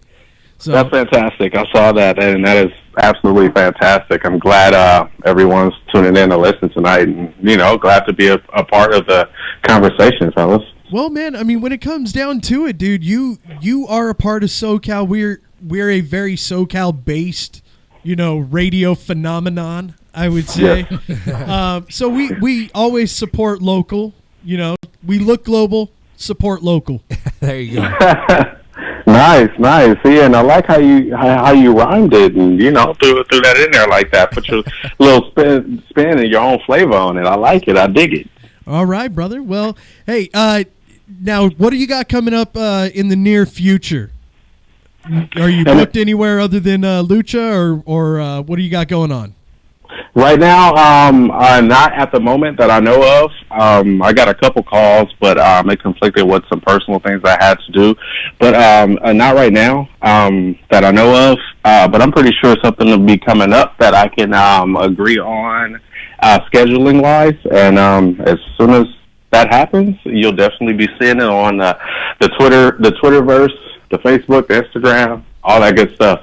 Well, we are in a new year, so I like to know I want three names of guys you haven't wrestled yet that you want to make a goal for 2017. Oh, that is tough because it's seemingly, especially in SoCal, I've wrestled everybody. Seemingly, for SoCal, I would have to say, even though I've wrestled him, but I would have to say Jeff Cobb, singles between myself, Jeff Cobb. Okay. I think would be absolutely fantastic. My boy Shane Strickland. We've wrestled before. But we have not had a one-on-one. So he's another one that I've been in the ring with, but we haven't had a one-on-one. And I would probably say for my third, just swinging as hard as I can and looking for that home run shot with the bases loaded. I'll probably have to go Zack Sabre Jr. Oh yeah, Dude, that for would sure. be great. I'd like to see you and Cody mix it up. There you go. That's a good one. I didn't really think about would. that, but I that think- would be awesome as I well. think you and Cody Rhodes would put on a fucking clinic. I'll tell you that much. yeah. Want to be Hey, famous? Want to be dashing? Oh, dude, I could see the posters now. Yep. Oh, it's so good. I'm Somebody a- needs to book that. I'm a little offended that Candice LeRae wasn't the answer, but it's good. Oh, Oh, yeah. no, Candice LeRae. No, wait a minute. Time out. Candice LeRae is my tag team partner. So It's we true. can't do battle. Yes. We can't Also- do battle. Every time we've been in the ring, we've teamed up. So. Oh, that's fantastic. Yeah, I'm pretty sure I've seen it. Yeah, she is my sister, in case you're not one of our listening audience. But I have to name drop her at least once a show. That's kind of my role on the show. It's my shtick. That's Cole's finishing maneuver. The name. That's drop. right. The name. Yeah, that's drop. awesome. She was, yeah, that's awesome.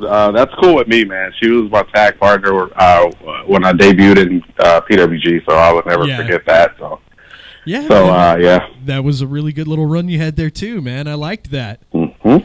So Now I got one last question for you from me. You've been a good sport. You've been you've done kayfabe. You've been real good. You've kept in gimmick and all that. But we need a little shoot action here. You gotta have a good road story for us. Something like the best rib you've seen, like a bad, something that went awry. Maybe you guys missed a show. I know Ron's got a really good one. I'm gonna ask you about it later. But you gotta have a good road story for me, bro. Oh man! Oh, where do I start? Oh Jesus Christ! I've had, man, so many different things over the years. Jesus Christ! I don't know where to start. Well, there was this time I was in New York shooting pay-per-view over there with the Willie Mack, and we saw some dude crawling out of the sewer and then just walking down the street like nothing had happened. That's and awesome. We kind of looked at each other like, did you just see that? Because I swear my eyes did my eyes deceive me? And how did you guys interpret that? Because when you tell me that right now, I'm thinking this dude was on the move. He was running from the cops. He dipped into a manhole. No, nothing like that. It was just like it was so weird because it seemed like, oh man, it's hard to describe. It seemed like, I don't know, it seemed like something out of the Ninja Turtles. Man. Like this dude just came out of the sewer. I'm like, dude, this really happens in New York? I mean, I know I'm not out here often, but is this how it really goes down? But no, it was like a tiny dude. He looked kind of a little raggedy, you know. I don't want to. I don't. Stockman. Yeah, I don't want to use the word homeless, but a little raggedy-ish looking. Yeah, kind of small. I wouldn't expect a clean-cut person coming out of the sewer. No, let me tell you, it was not one of the stockbrokers down there. I'll tell you that much. It wasn't one of your Wall Street cats. It was not. No, but yeah, I mean, there's some strange things that have happened, but that one definitely comes to mind. That was super hilarious, and yeah, man, it's been so many, but yeah, next time I come back on, I'll have one prepared for you. Cool. There's been so many. I have to. I can only imagine that event was made better by being with Willie for that. Like, yeah, because he was like, hey, he tapped me on my shoulder. He's like, hey, fool, did you see that?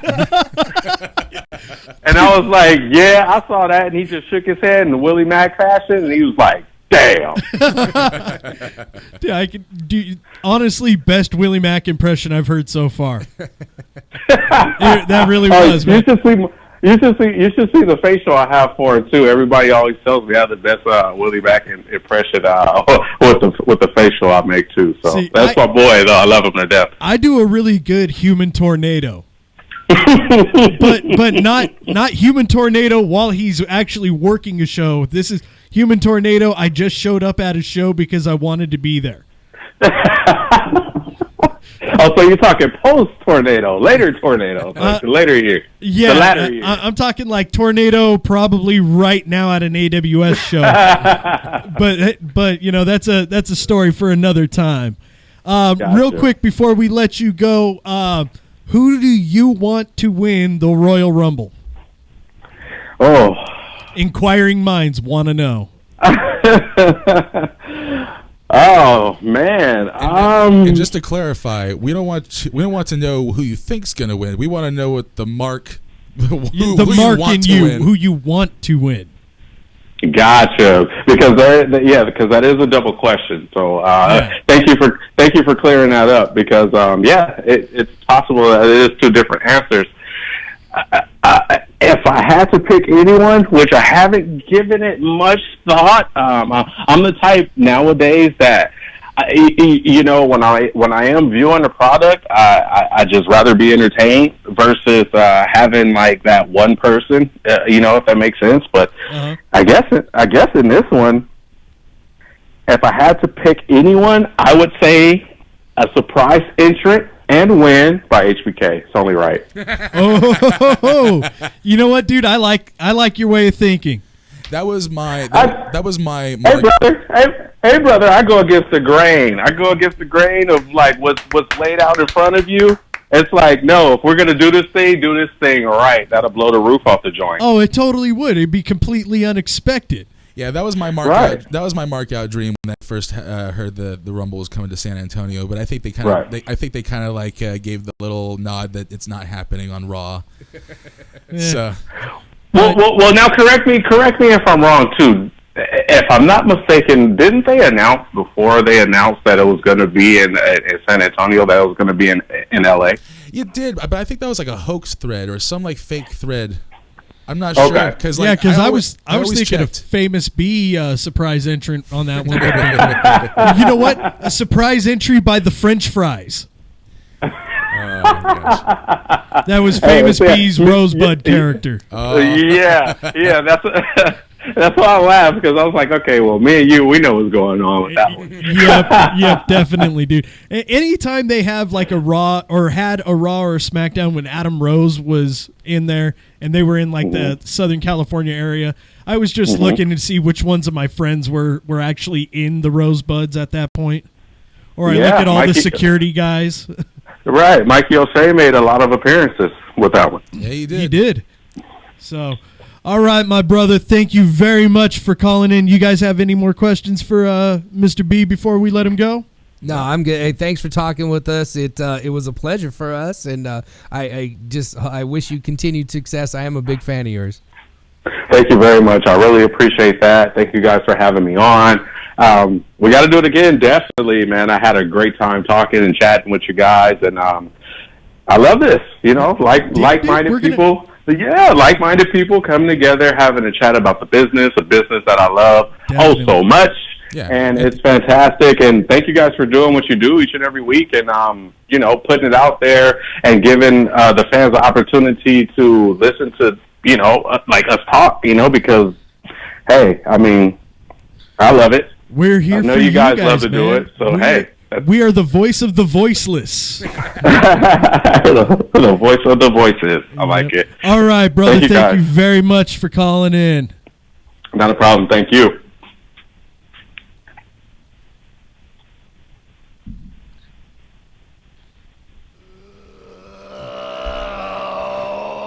All right, and we are going to go ahead and take a quick break, pay some bills. If you want to give us a call, 909-360-8330. You were just listening to Famous B, Lucha Underground Manager Extraordinaire. We'll be right back. Heel Talk Radio.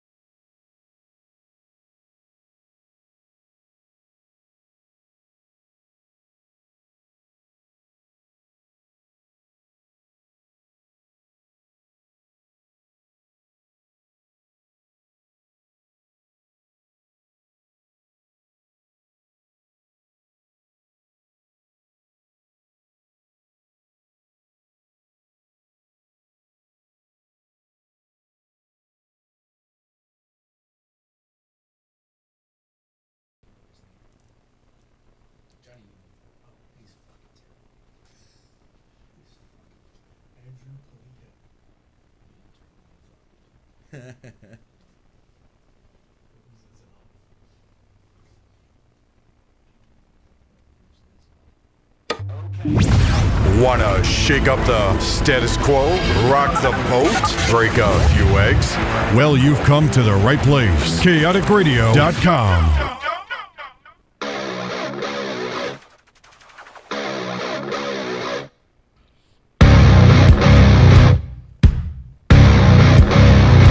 Gotta love that freaking bass drum right there. All right, we are back. Heel Talk Radio on chaoticradio.com. We both heard it, didn't we? Yeah. You're the one who keeps giving me shit about chewing gum on the air. The obligatory you're the gum smack. professional, and then you're the one who comes on the air My bad. Shit smacking your happens. gum. It's all good. Suck it. All right. So, dude, great interview. Yeah, it was Famous fun. B, man. I Yeah, freaking and love that guy. I enjoyed talking to him. He's adorable. Yeah. He's adorable. You know, but that's one of the things that people don't really understand about the business. If you're just a good dude, it'll get you so much further. Because there's a lot of guys that get a lot of work that aren't very good, but they'll get booked over an asshole who's a little bit better than them because people would rather work with them and rather be around them. I mean, there's a lot of guys that like to burn a lot of bridges, and some of them get to WWE somehow. I don't know TJ brings, but it happens. Like some guys are just dicks. Whoa, wait a minute. Hold on. He finally did it. He did it. I don't He know what you're did it. talking about. I just coughed a That little bit. fucking allergy of yours, Yeah, man. but I'm I telling mean, you. like some people are just dicks all the time. Like they we know, like the freaking raging dog, that piece of shit. Like there's some people that are just assholes, and like they flame out in the business unless they're incredibly good. But yeah. Yeah, I'm not here to shit on anybody, but there are some people who bake a batch of the frownies, and they just kind of kill the mood for a lot of people. And no names on my part. You guys can throw out names, but Like who? I'm not going to. Like who? raging There's- dog, I'm not. No, Beastman, no, I'm not doing Beast that. Man. uh, Fucking He-Man. Skeletor, Dark Side. Now we're naming the fucking Legion of Doom, like the DC Legion of Doom. I'm name dropping Rod because he doesn't want to hurt anyone's feelings because he's way too nice, and so he's like super fucks given, and I'm no fucks given over here. So I like everybody. he does. Ron does genuinely get along with everybody. Yeah, like what he pointed out to earlier. Like if you're just a generally good dude, you'll get work over the asshole. Nice to meet you. Now to be fair, I've never been an asshole to anybody, and No. I've never had beef with these people. Okay, other than you. No, I wasn't saying you were an asshole. I was just saying that I was nice, and that's probably why I got bookings. No, well, you're also good, so like it works in your favor. Well, like, you're cute, but seriously. no, like you're also like people don't just give you titles and put you in main events because you're nice. Like that's not a thing. Like I get on shows because I'm nice, and like I get to do like the jobs in the opening match. Like that's you get to get kicked in the face by the wannabe yeah, Arab exactly. and get your we're face doing a busted guy open. a favor by trying to make his kids look good, and he sends me out there with these unsafe assholes, and then I'm bleeding everywhere. And oh well. Yeah, it's Shit good times right there. Yeah. And Where were you when all this happened? we were getting multiple votes for Tag Team of the Year for our 3 matches. Okay, but to be Yeah. fair, you paid the dude off to put you on the ballot. So And 2 of them were us. Fair. Yeah. all right, see? Fuck you. So we got the Royal Rumble coming up in a couple of weeks. And Cole and I talked about it a couple weeks ago. I talked it over with you last week a little bit. Because you can do that now. I can't. I have his phone number now. We're working on something a little fun, right? I'm thinking a little fun. Well, the Rantaholics, our Wednesday night show, Yeah. ran by our glorious leader Brandon. They did something with the NFL, the Run Go Ball. Mm-hmm. You know that thing with the oblong. It's brown ball. Sure. Okay. Yeah. You're not allowed to kick it unless you're one dude on the team. There's 2 guys on the team that are allowed to kick it. There's a punter and a kicker. Okay. Sure. I mean, some of us are Two going to do guys. man things and watch the NFL playoffs two this guys. weekend. You know what? No, that's one fucking dude who has 2 jobs, okay? And he's got a name that goes up one wrist and down the other, normally. What are Anywho, you talking about? This weekend, I'm going to watch the crowning of the UK champion. Yeah, nerd stuff. that's a thing? Yeah. Oh, this weekend.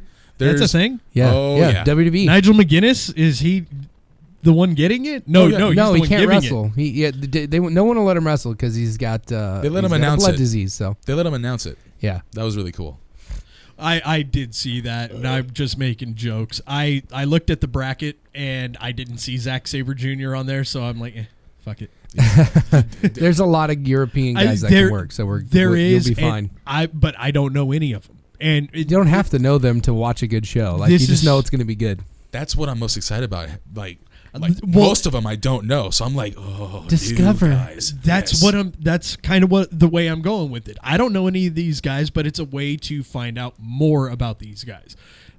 Like I said, there's like a handful of UK dudes that I know right now off the top of my head, and all of them are working mostly in America now anyway. But So- just look at the scoreboard and just wrestlers over there in general.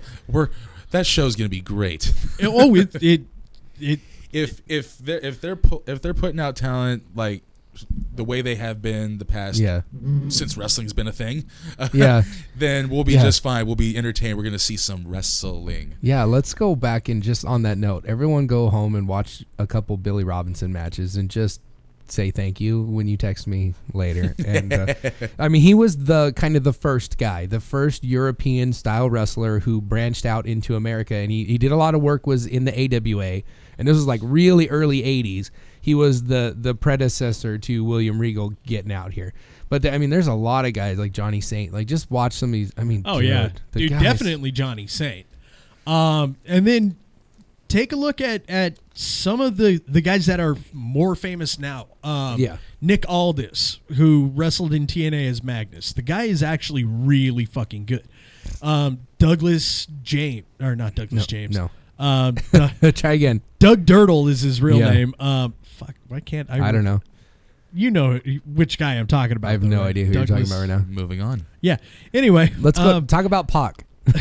Yes. Yes, Yeah. look- Let's talk about the repackaging of Neville. That's Yeah. just awesome right now. I think that Evil Neville. Yeah, I think that's what's saving the Cruiserweight show, because they kind of put it out there and it was cool, but it just didn't get the oomph. There wasn't that. Yeah, because they didn't focus on the characters. They focused on the lamest, most uncharismatic person they had. Yeah, I'm not at all happy that the Cruiserweight title is already a slut. So I think they screwed up. They screwed up and they had to fix it. Well, I think once Neville gets that title, because I think that's where they're going. They're making him this unstoppable monster. Because look at him next to all these guys. He looks like Brock Lesnar compared to these guys. Yeah. So, and they just have him basically going out there and just eating these guys alive. Yeah. So when he finally gets that title, the prestige is going to finally be there. If they let him hold on to it, they dropped the ball with the Miz thing twice. They could have just kept. I'm not even going to go. We talked about that last week with the Miz. We did. We did. I mean, the only I don't know why anyone still gets mad. Like, it's funny. Like, I'm so over it. Like, I didn't even get mad when Jericho beat AJ Styles because I was like, whatever, it was a good match. I am only watching one show, like 3 shows a year. So as long as the show I'm watching is entertaining, I'm good with it. Like, I don't know why anyone expects them to give someone a real title reign, to like give anyone a real push, to give anyone a real storyline. It's never gonna happen. It's microwave wrestling now. You've got 4 minutes and then the popcorn's done and then we're on to the next thing. Like, it's over. I honestly was a fan of the decision of Styles not winning at Mania against Jericho. I think that was more for Jericho than anything, because Styles was going to move up regardless, because he's just Styles. I think he's unburiable at this point. Like, when he came in a little late, but he came in also when he's AJ Styles. Yeah, like that's fair, there's but- no turning back. That's fair, but we're talking about, like, I'm talking about for people, like, if you're going to ever branch out away from, like, you've seen wrestling fans, like, basement trolls. If you ever want to get away from that as your fan base, you have to actually start booking stuff that makes sense. If I watch WrestleMania and I watch AJ Styles lose fair and square in the middle of the ring to Chris Jericho, and then next month AJ Styles gets right after that, he's the number 1 contender. Like, what about that guy that just beat him? Yeah. Like, why is this guy the number 1 contender? He couldn't even beat a 45-year-old dude who's washed up, who's still trying to dress like a teenager. Like, Is he washed up though? No. Yeah, No. not quite. No. Not quite, but he's Not definitely even fucking close. He's way past his prime, and he's not No. nearly as good in the ring Bullshit, as he dude. was 20 You know years what, ago. man? It's not bullshit. He's not it close. is bullshit. It's not close. Oh, it's no. To be fair, yes, he has slowed down Yeah. because of age. But look at him. Like That's this is the beauty of professional wrestling, because it's not necessarily all about the stuff you can do. It's about how you do stuff. And so to that point, he still is capable of having great matches. Yeah, but physically, he too. is not the best wrestler in the world anymore, period. By any means, he's not like he was 15 years ago when he was clearly the best wrestler on the planet. No, after Austin and Rock in that era. and I totally understand that. But like Jericho now versus Jericho like 2011, when he was just kind of starting to not give a shit, he was becoming a little fat. Oh yeah. This post DDP Yoga Jericho, like he's having clinics like weekly with guys. And Dude, like, his matches have been the match of the night every week for the past 2 years. and he's I like the understand only- that, but look at the rest of the people that are competing for the match of the night honors. I'm just saying, like, these guys are all great athletes and they have good matches, but these guys are not telling stories. Like, once they get Shinsuke Nakamura up there, then he'll have someone who legitimately can compete with him in the ring as the guy who's going to steal the show every night. But like, other than Claudio Castagnoli, other than Cesaro, like, the other guys they're good, but they're not A plus level guys. These guys, WWE is a roster full of guys that wouldn't be stars in any other era. Like that, that's just what it is. I mean, it is what it is. These guys are all good workers. They'd have been okay, but like, they would have been buried by Mr. Perfect and Rick Rude. Like, they would have been buried on the card, like down in Dynamite Kid territory. Like, guys that are just sort of charismatic and are good in the ring. Like, they'd be out there with Coco Beware.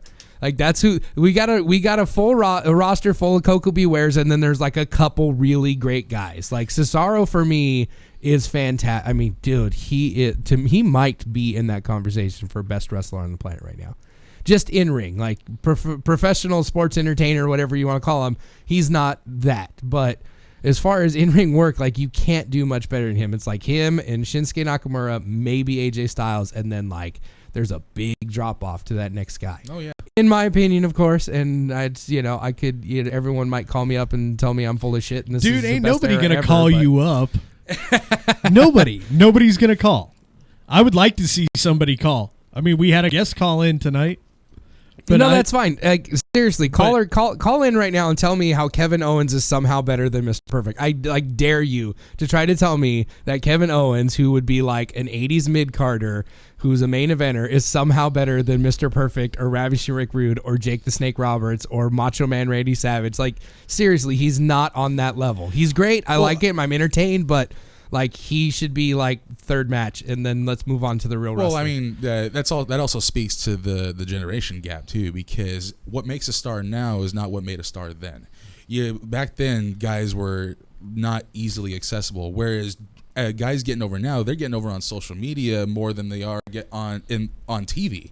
Like, they get the audience behind them on the internet, so that way they can go see them live. Yeah, fair. That's a fair conversation, but they're getting people behind them at a third of the rate they were doing in 20 years ago when there was none of that. Because they weren't so easily accessible, so they were more of a what is it?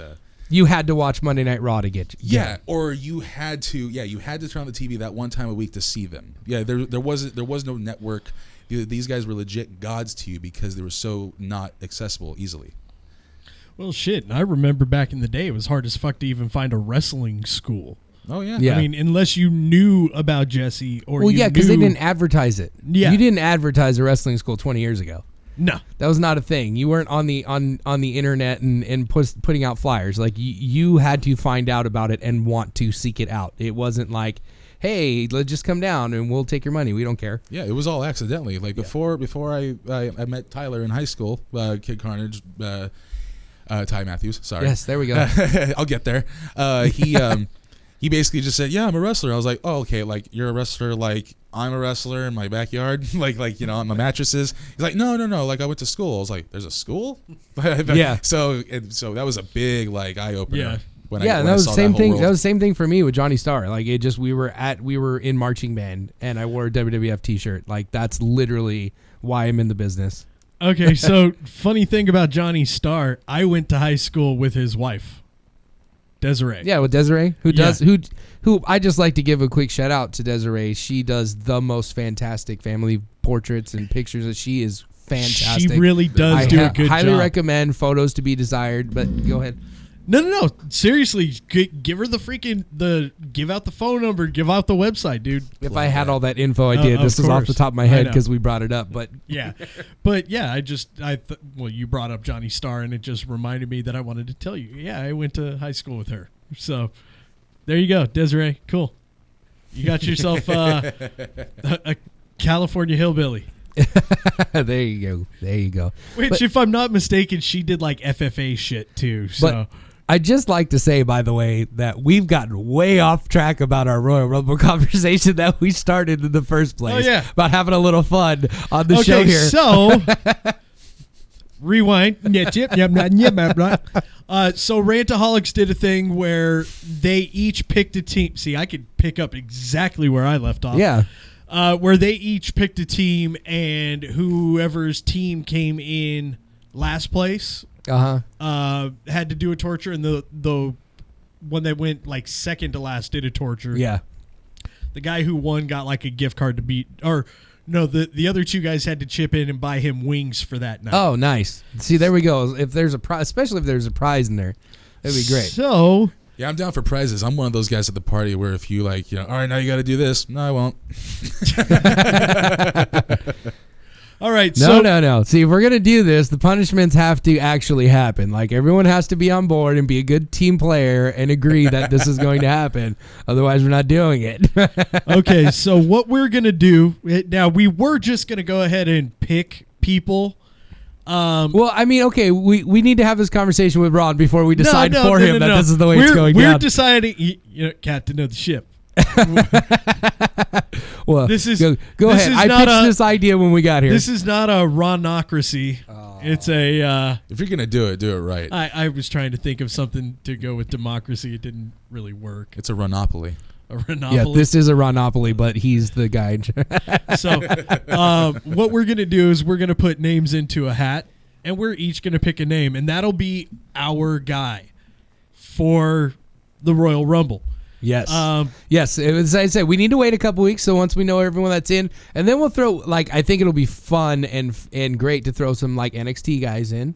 And then maybe even, like, a That's couple because he's random hoping legends. he gets fucking Shinsuke Nakamura. Well, no, because that would be that's who you asked that question to Famous B. Who do you want to win? Is Shinsuke Nakamura? That's who I want to win. But yeah, we'll put all the entrants that we know of in a hat. Maybe throw some surprise, because there might be a surprise, guys. We could just put surprise entrant in there as the winner, whatever. But whoever's person I is did gets like eliminated his last, answer. right? Yeah, his Famous B's answer was really, really good to that one. Surprise entrant Shawn Michaels. I mean, it's something that could definitely happen. If he hadn't already gone on Raw and said like, "Oh, I would love to do it," then Yeah. then But see, to they me, would have that- kept that under wraps. To Yeah, me, for that sure. kind of planted the seed of maybe he will be. No, I why think would they that do was that? more like damage control, making sure that everyone knows this isn't happening. So Yeah. let's Please not. don't show up Yeah. because you think I'm gonna be there. That was dumb. Like He might be there. See, I would definitely have him be he there. He But is gonna be there. Yeah. He already straight up said he's gonna be there. They just didn't say that he was gonna be an entrant or yeah, not. specifically said he's not going to wrestle. Right, is what happened. pretty much, yeah. So in one. So there's got to be like some sort of like side like loophole to the game. If you pick, if you enter a surprise entrant and by some miracle he or she is in there. Yeah. You get some sort of stipulation. We can come up with that Well, later. what it comes We down can figure it to out. is that if your guy is in there longer than the other two people's guy, Okay. then you are the winner.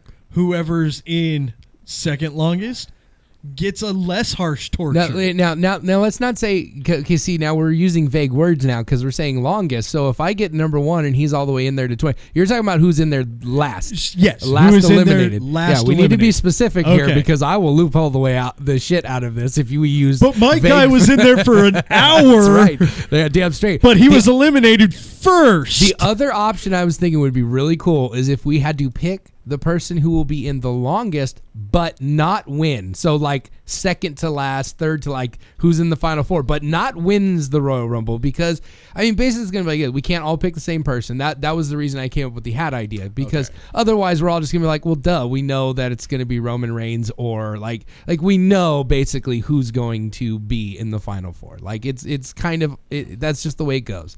Like we've been around the business long enough, we know what's gonna happen to a certain degree. Hence the clarification when we asked Famous.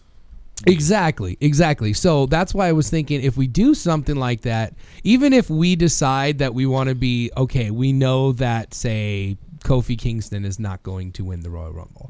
Like, I think it's safe to say, like, we can maybe decide to scratch his name from the list, because that's going to suck if you get Bushwhacker Luke. Like, you know, if you drew one of the Bushwhackers on this, you know you're losing, you're getting a punishment, and that might take some of the fun out of it. So, we obviously haven't got all the kinks worked out to the listening audience. Maybe if you guys want to hit us up on Facebook or call in and throw some suggestions, that'd be a good idea. But we're working on this. It's a work in progress. We are going to do something with punishments and have a winner. We just haven't nailed it down quite yet. No, and you guys also have to realize out there, between the three of us, we know most of the promoters in Southern California.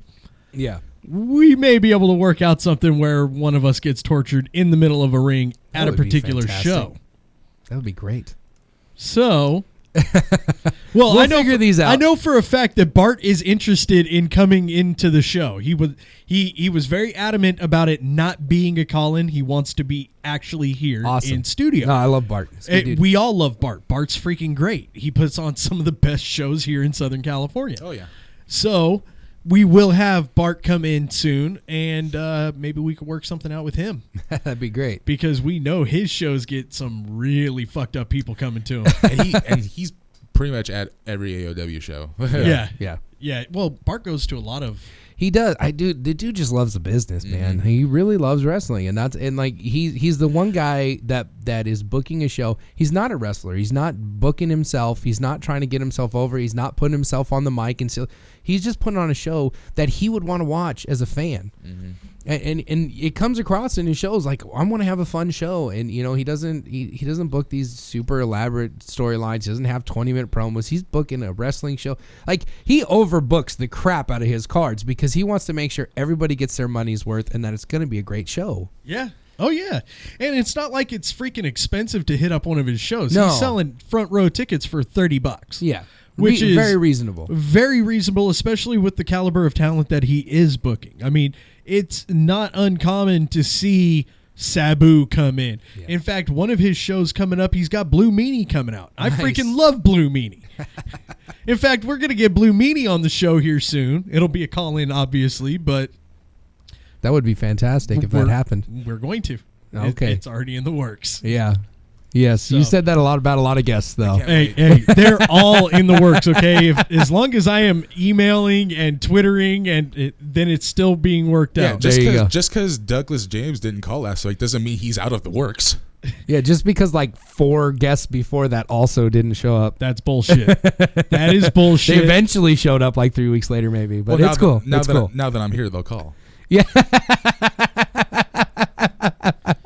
You were here last week and he didn't call. Shut up. Now that we're on the Ron Stoppable call train, this is gonna be and the mute button. Yep.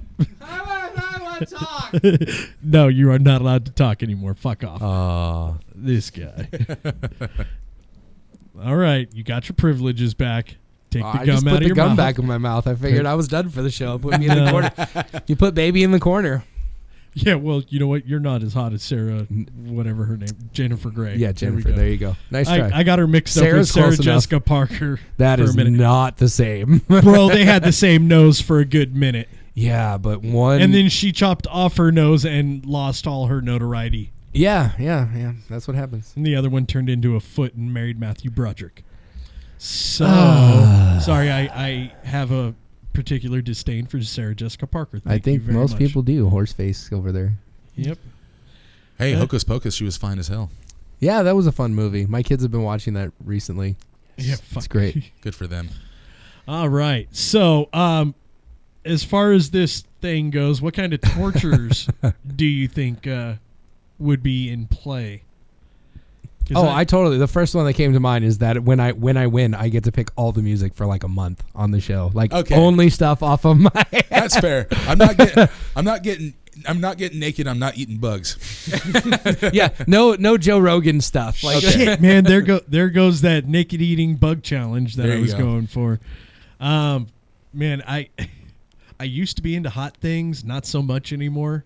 I did the last time I did a torture show on this station.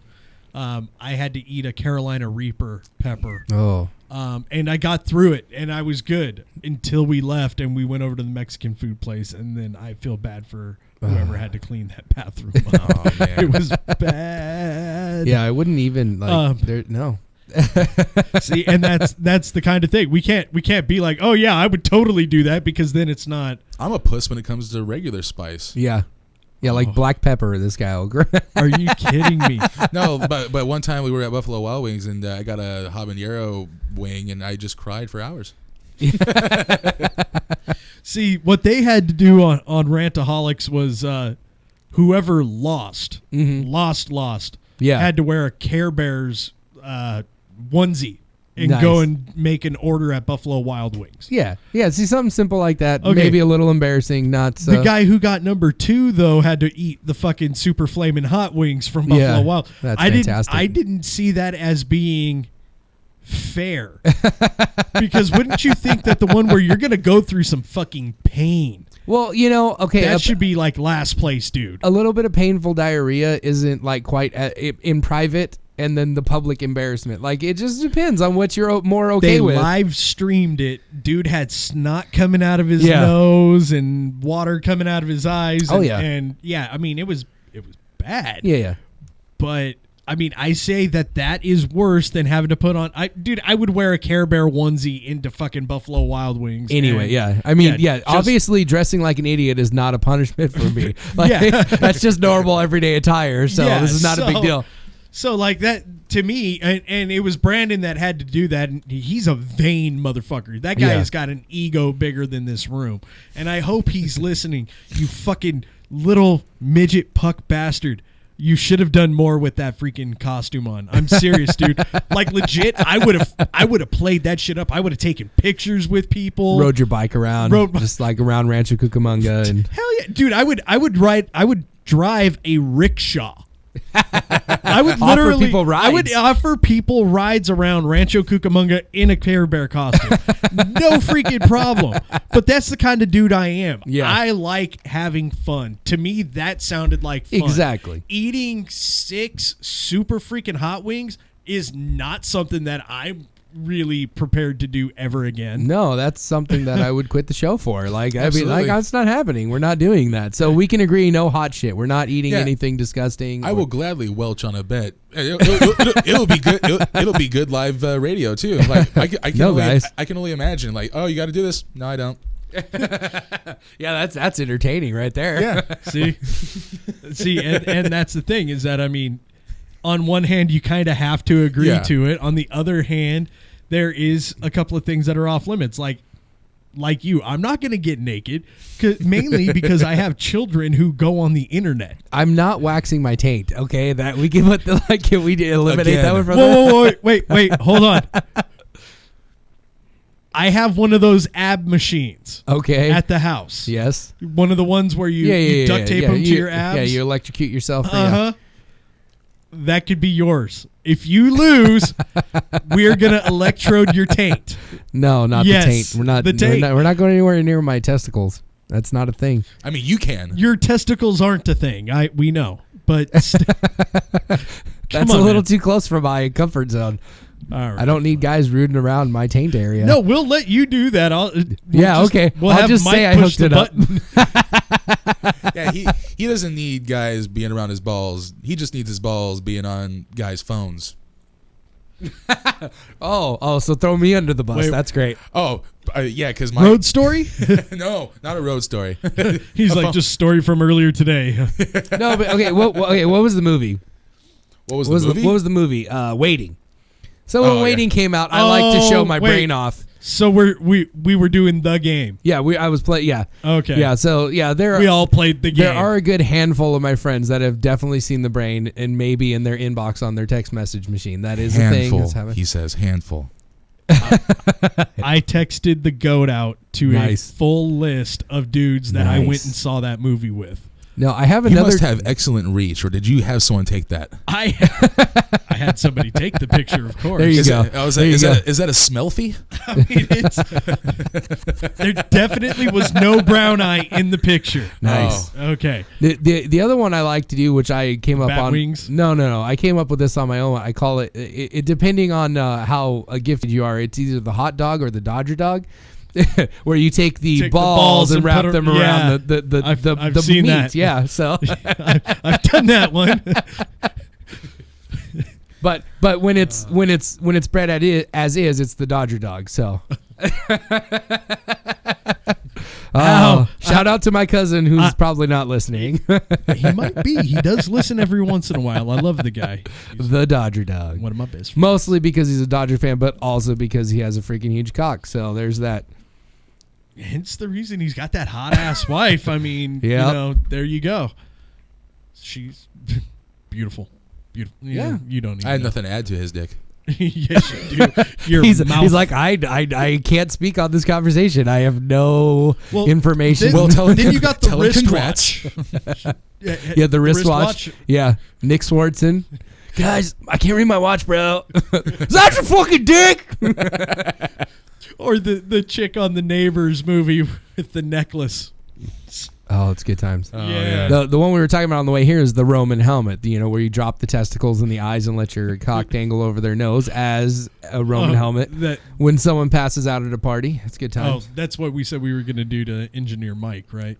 The Roman helmet, yes. Yeah. Spectacle testicles. Spectacles, testicles, wallet, and watch. Mm-hmm. What we're in Catholic school now. You're trying to show me the divinity. No, it's a tea bag for your eyes. It's called Boggles. Oh, Oh, this conversation has delved into a realm that maybe listeners aren't fond of. The numbers are plummeting. Or rising. Number Yeah, or rising. number. No. So. Yeah, I have no idea. I mean, I thought we were gonna do our whole Royal Rumble chat this week, but I Oh, guess no. we can use that No, for the for sure. No, we're gonna have a special Rumble show next week, right before the Rumble. Yeah, we got to Get do everyone that. excited. Week Maybe after. 2 weeks? Yeah, 2 weeks from now. Oh Yeah. yeah, Yeah. week after. week after. As long as everyone can be here, right? We hope so. As of We'll right see. now, I don't have shoot jobs. So Okay, cool. I mean, I have a shoot job, but I don't work. So on what we're Fridays, saying so. is we'll be texting about it. We'll have a conversation, and we'll listeners really send in some suggestions if you can help us out. And over the next couple weeks, we'll reveal our punishments. And if you want to put one of the suggestions that I wrestle Buggy Nova, I am totally up for that. I have no problem whatsoever. and she totally is not. So I know. So- all right. Well, Ron, go ahead and plug that AOW show one more time before we get on out of here. Oh yes, AOW presents Unleashed in Victorville. All right, and we're California. done with that now. I hit the wrong fucking mute button. Damn it. All right, no, go ahead. That's a good thing you're bad at this. So, so AOW will be coming to you live, Victorville, California. It presents Unleashed, the. Dude, you killed Cole. Oh, I did. You killed Cole. Oh, I love it. I love it so much. Cole, please step out of the room while So- you're having a laughing fit. So back to professionalism. AOW presents Unleashed. It's their biggest show. But the main event is going to be Mike Nux versus Bad Dude Tito for the AOW Heavyweight Championship. And that's the only match I know so far, and that's the only match that should get your ass there. So AOW, Hilton Garden Inn in Victorville, California. Be there.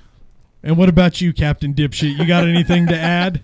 I don't know. It'd be cool. I might actually roll with you to that one. Go check it out. It's going to be fun. Oh man, It's going to be fun. I haven't had it. Ron has it. I'm glad Ron kept it together. He hasn't inspired a good Cole laugh in a while. We need to have a segment on this show. It's Cole's laugh or Ron's impression of Cole's laugh. Whoever guesses it gets a prize. This is an inside joke.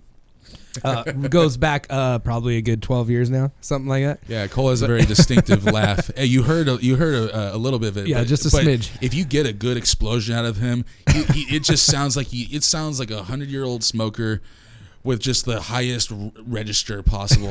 You know what, dude? We got to get Rick Rome in here. Rick Rome's laugh is something. Yeah. Oh, I didn't tell you. I actually went and did 10 minutes at Tobacco Lounge a little while back, and Rick Rome was there, so that was fun. Did you get the laugh? I don't know. I think he stepped out before I went. I might have got one little chuckle out of him, but yeah. Honestly, if I'm doing a show and I hear Rick Rome bust out that laugh, I know what I said was fucking hilarious. No, okay, see, here's the problem I have with your hypothesis, right? The most he was laughing was at the opening guy who bombed terribly, and we were all really kind of laughing, like me, Brett, and Rick Rome were laughing, but mostly because it's that the guy was actually saying these things on stage as if he thought they would be funny, and like they just Do were you not. happen to know who it was? No, but he's a newbie. Like, Okay. He's just starting out, but it was Dude, fun. it is not easy to go up. I mean, honestly, wrestling is tough. Yeah. I mean, but going up on stage at a comedy show Oh, yeah. where you are literally the center of attention. Yeah. Yeah, it's rough, Oh, especially it's since so the rough. only 2 times I've done stand-up has been at Tobacco Lounge, and it's always when Brett texts me, nobody's here, come do 10 minutes. Like, Yeah. thanks, bud. Like, cool. Because I text him all the time, like, stuff that I'm just thinking about that's funny and whatever. And so I'll go out there, and, like, this time was a little better. There were at least, like, 10 people paying attention. The first time, like, literally, there was only comics there. Like, and only comics. I'm serious. And so it was just like, okay, I'm talking to myself for like 8 minutes, and I'm like, all right, I'm done. But then, Yeah. although I did do well at Brett's roast. I did well, but I tell him all the time I could do 45 minutes on him because Yeah. he's the easiest. Like, Well, see, my problem there was, number one, I didn't really know. I mean, I know your cousin. He's a good friend of mine, but I don't know any of the nitty gritty. oh yeah, So, oh yeah. So And I was got trying to make 32 fun years of that. I'm trying to make fun of shit that I would make fun of myself Yeah. to him, Mm-hmm. and it just didn't work. Most of those other comics did a shit ton of shows with him, and they hang out. Me being a dad, I do shows. I go up there, I do my time, I get the fuck out. Anyway, Much like right now.